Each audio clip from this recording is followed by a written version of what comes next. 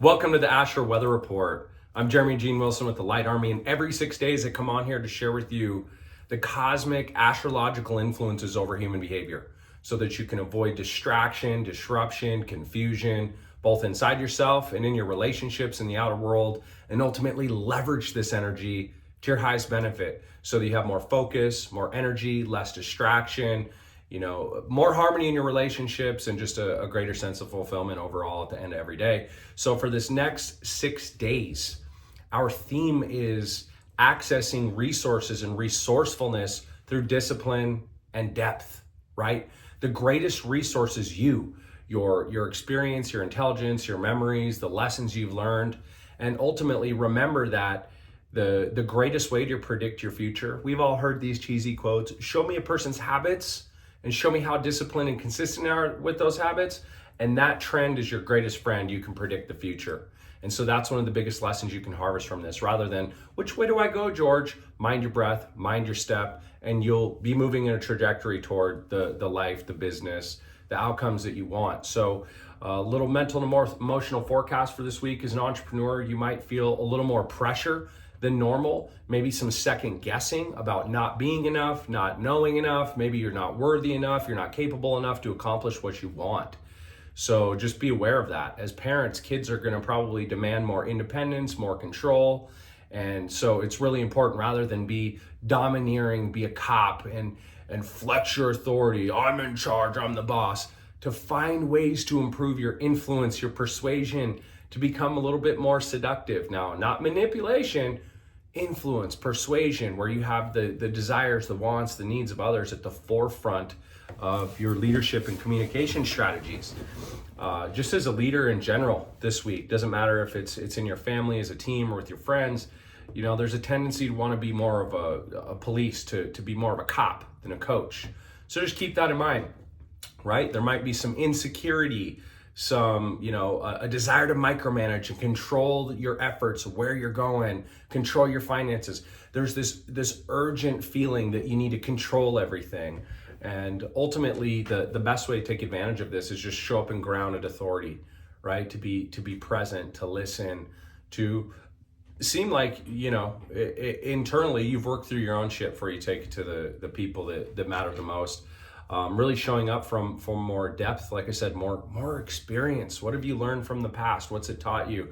So you don't have to repeat the same mistakes. And how can you show up with more presence, right? How can you trust yourself more? How can you expect others to trust you to guide them if you're showing up and you don't fully trust yourself and your own path? Neville Goddard has had a huge impact on my life. And there was a quote in one of his books that said something to the effect of, man's confidence in himself is a direct reflection of the faith in his creator. And so it doesn't matter what religion you believe or if you prescribe to that, but it's true, right? If we are made in the image of infinite creation, then isn't your confidence in yourself a direct reflection of the faith you have in your creator? And I think it's a good thing going into this next 6 days. The sun has moved into gate 48. This is the sign, the symbol of depth and resourcefulness, right? But it can cause a feeling of inadequacy. Like I said, not feeling like you're enough, like you know enough, like you're good enough, you're smart enough, like you're capable enough to accomplish what you set out to. You start second guessing, doubting. Am I kidding myself with these outcomes? And the positive is to recognize that, hey, maybe you failed a bunch of times in the past, maybe you've set big goals and you haven't achieved them, but what did you learn, right? The only way that you are a loser is if you're not learning. So rewire your brain this next 6 days to win or learn. You only fail if you learn nothing, right? And you repeat the same mistakes unless you remember what you learned. And when you learn everything not to do, eventually you find out exactly what to do. One of my favorite concepts is when AI plays a grandmaster chess player, it loses every single time until it learns every single way to lose. And then it never loses ever again. And learned experience is the greatest asset we have. We have a memory, we don't have amnesia. Then you can start to trust yourself, get more curious, right? That's where resourcefulness lives. Get curious, ask questions. I wonder, what have I learned from the past that will enforce more ability to accomplish the outcomes I set? Rely on that experience, rely on your past. Even though you don't have a great track record of wins in an area, that means that you have more, you have less options. You have more opportunity to succeed because you know what not to do. The earth has moved into gate 21. This is the 21st sign. This is all about authority and control. They call it the treasurer in some cases. And this is, the negative is, you can be over controlling. You can get caught in power struggles, micromanagement, trying to ultimately dictate outcomes externally with all your might, all your force. And the positive side of this is it's an opportunity to exercise discipline. First, be the example, set the highest frame, be the role model, right? True leadership is about a couple things. One, where are we going? A genuine leader can't have followers unless that leader is clear about where they're going and they can communicate where we're going together. We just came out of this 6 days of reorganizing our priorities and our trajectory. Where are you going? Second, as a parent, as a leader in business, if you're stressed and you have anxiety, that's not leadership. The greatest thing children need and followers need and a team needs is a leader that has some joy, some happiness in their body.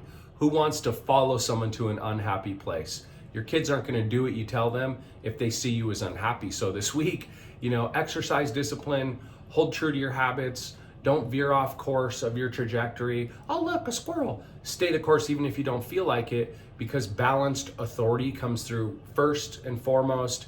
Maintaining true to our convictions and our trajectory is in second. Harvesting joy even in the mundane on the way there so that people want to come along for the journey and be good company, right? We're never above, we're never below, we're always across the table. Be great company. Things to avoid this next 6 days. Just insecurity-driven overworking. Feeling like you're far behind, like you need to catch up, over-educating, over-learning. Any insecurity-driven overworking, fear-based, I better catch upness. Micromanagement, like I said, trying to control, getting caught in power struggles. The big one this next 6 days, one of the greatest things that robs you of joy and progress is just comparanoia. You start scrolling the news feed, you see what other people are doing, start feeling like you're not good enough or not as good as them, too far behind. It's true that comparison is the MF thief of joy. And it's one of the greatest plagues of modern culture right now because we have social media. People go on there to pass the time, to sedate away some emotions, to feel better, maybe see something exciting or interesting, and you end up seeing this highlight reel of other people's lives that are not a realistic reflection of what's going on in the real world. So comparanoia, keep that in mind. Anytime you're comparing to something else, you are distracted from moving yourself forward. So if you're focused on other people, their success, their trajectory, their path, you're distracted from minding your breath and minding your step and moving toward your outcomes. The greatest way to leverage this week, what is the first rule of physics? A body in motion tends to stay in motion until met with equal or opposite energy, right? Opposite resistance. So momentum. Your number one goal this week is momentum. Well, where should I focus? Do it anyway, right? Whether that's honoring your body, going to the gym, do it anyway. The heaviest weight is the door at the gym. And the same is true in every other metaphor of life. Just get started. Once you're into momentum, there's no regret, right? Have you ever, stopped and you're like, I don't know if I feel like doing this today. I just don't have the energy for it. And you get started and all of a sudden you find the energy. You're never going to find the energy from a standstill. You got to get into momentum, right? Like I said, an object in motion tends to stay in motion until met with equal or opposite resistance. So ultimately, just remember that you've never had a worse mood when you left a workout.